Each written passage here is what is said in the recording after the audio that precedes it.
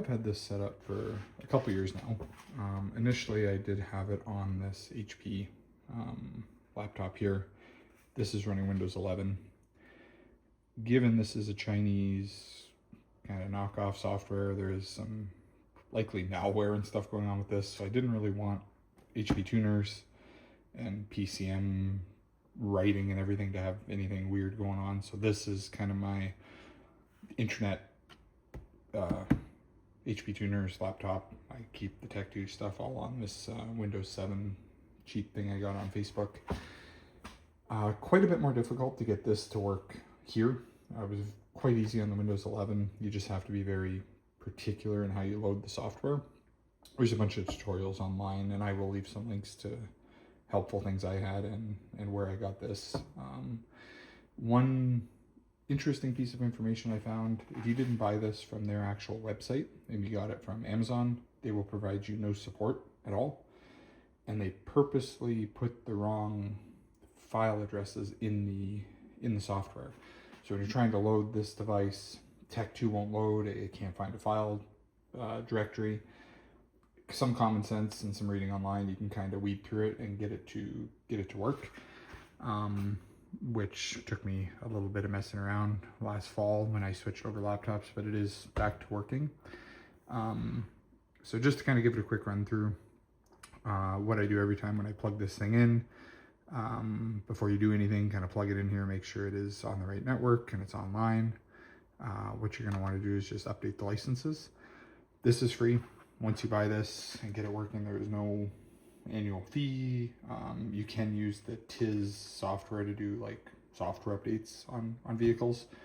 You do have to pay AC Delco for that, but there is now talk of them realizing that this is a clone device and blocking your account for software updates. So I would use this more just for a diagnostic dealer level tool. I wouldn't get into software updates, risk having your money wasted if they block your AC Delco account in the GM side of things here. But once you get in here, make sure everything's up to date. It will show you the software I have on here, which is all the GM stuff. So that's all good. I don't have anything that would use the newer GM stuff, so I'm using the Tech 2. And of course, it's going to give you that. Just give it a second. I think I already have one open here. That's why. All right. So let's try that again. So it'll recognize the MDI. This is pretty much mimicking the General Motors interface tool. Let's see here. So this will pretty much be exactly what you would have if you worked at GM. Full access to, up to 2013 for Tech 2, and then obviously after that they started going into the GDS side of things. But we would be obviously a LS1 here, and it's in the F-body manual, and then can scan for codes, ton of stuff in here. Can command the IAC to make sure the idle air control system's working. You have EVAP function testing for diagnosing. I had to use the crank learn feature when I changed the computer last year. Tons of different stuff you can dig in here.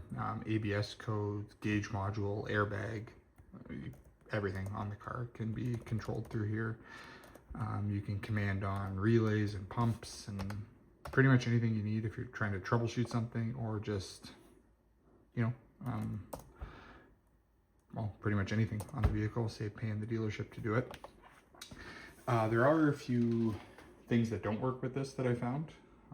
So let's hop in the car, I'll hook it up, and I'll kind of show you some of the limitations I've seen with this in terms of this particular screen. This doesn't seem to work on any of the clone devices. Now, any cheap OBD system will be able to pull up readiness for like emission testing, but this never seems to work. But let's hop in the car and I'll actually show you when it's connected, some of the things you can actually go through. All right, so once you hop in the car, you can take your dongle here, plug it in with the ignition on, and you should be all set. So let's take a look here. to select as if it is the MDI. It should give you an option for the USB port. And it will show you down here, communication, device to car, car back to computer. So it'll kind of show you the flow of data here. So once you get in here, you do have some options. The service programming, like I said, it does have the ability to pull software and push it onto modules. So you could do updates and that kind of thing. Obviously, we're going to be into more diagnostics. As I mentioned, Tech 2 is good up to 2013. Will kind of fade away around the 2010 area as it goes on different models. Then you're into the GDS system, which this does support as well. We're obviously into 2002. The one weird thing, it doesn't know what you're in, even though it's plugged in, so it does need you to select kind of what you're dealing with. Body, just kind of show you. Powertrain obviously is majority of what you're going to use this for probably here, but you have to select the product line. This is obviously an F car, and we are in a Pontiac with the V8. So you got instrument panel, so this will do stepper motor checks, gauge sweeps, stuff you would never do with a handheld scanner. Same with airbag. If you have an airbag light on, it'll check data lists. You can check codes, function test, full functionality for that those two systems, which is quite unique. Obviously, dealership stuff here, you're not going to find that on a little scanner. Same with ABS and traction control. If you had a wheel speed sensor issue or an airbag light and you're trying to figure out what's going on, you got everything in here. You can check for codes. You can get into wheel speed data, ABS, pressures, like it'll list everything in here for you.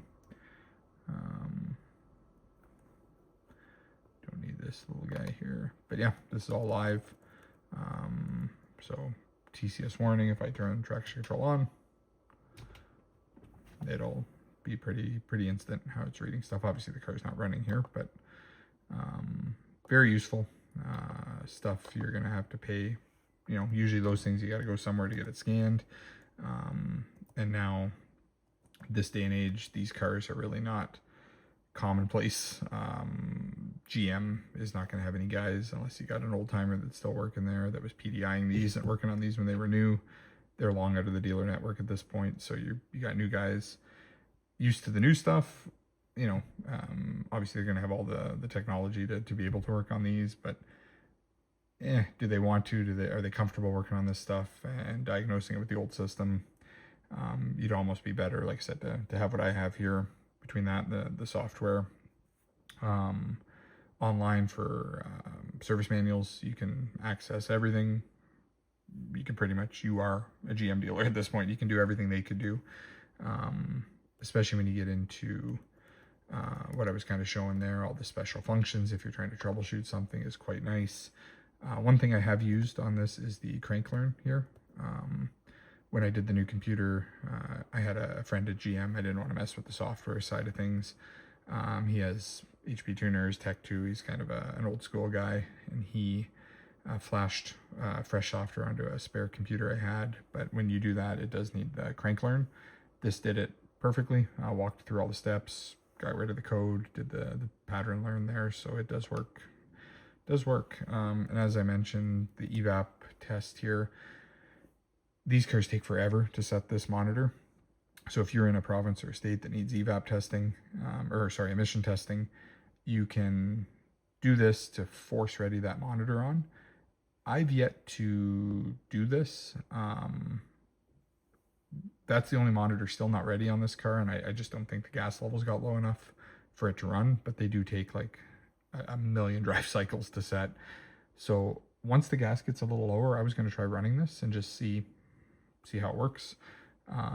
My understanding, it'll just kind of be an elevated RPM. It'll run through different pressures, and it should give you a pass-fail. And at that point, it will set the monitor to ready, which is handy, especially for emission testing if you needed that to be set. But when you get in here to trouble codes, obviously it'll read that. A ton of data if you're looking just specifically for certain things. But then you get into the meat of the engine data here, and if you're if you're looking at doing any kind of troubleshooting or logging, I mean, this is more info than you could ever really want to see. The one good thing with this, you can select items and pin them, so you're not trying to dig through stuff while you're driving. I usually just pin whatever I'm trying to monitor up at the top and then do a snapshot, drive the car, get to the end of my drive, and I can rewatch that live data. But it's easy to quick glance while I'm driving if it's sitting on the passenger seat, the top, you know, whatever I'm looking at, fuel trims or misfires or knock or whatever, it's there and I can watch it. So pretty handy there. I mean, it is a full functioning Tech 2, realistically here with what you're able to do with it. The reason I did the laptop side of things, those clone, like actual Tech 2 looking things you can find on like Alibaba or whatever, they're not the cheapest thing to ship to Canada. And my theory is if the hardware fails or the touchpad goes bad or something breaks in that, you're kind of screwed. You're out, you know, trying to fix it or get it to work.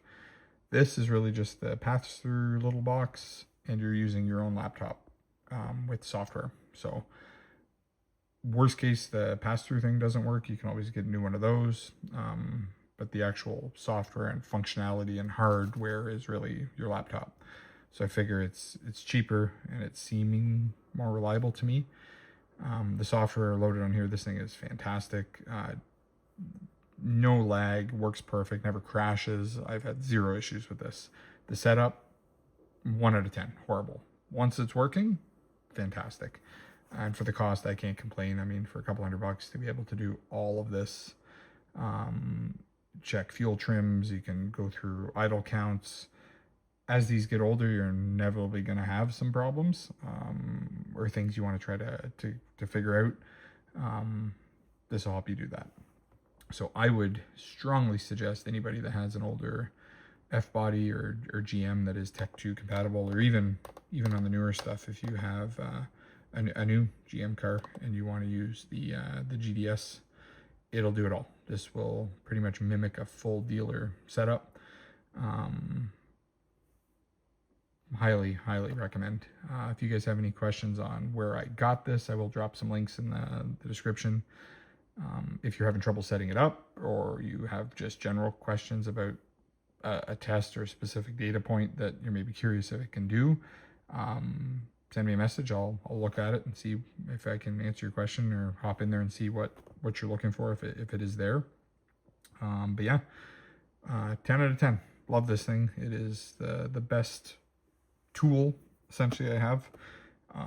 When it comes to this, it doesn't matter between HP tuners and this, and yeah, there's nothing I can't fix on this car at this point, or at least figure out what's wrong with it to fix it. So yeah, thank you guys for watching this one.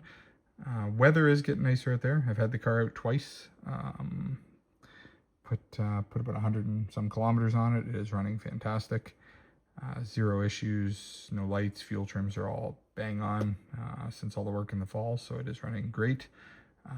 It was quite cold on the 2 days I took it out, so I didn't really film or anything, but street sweeper's supposed to come by next week, and weather's looking like rain, but that'll wash all the salt and stuff off the road, so should be coming out quite soon. I'll try to get some videos of it, yeah, just how it seems to be running, some sound clips and general kind of footage. But yeah, initial shakedown run, she's good. So again, any questions on this, you guys know, drop a comment and I will try to get back to you. But until next time, take care.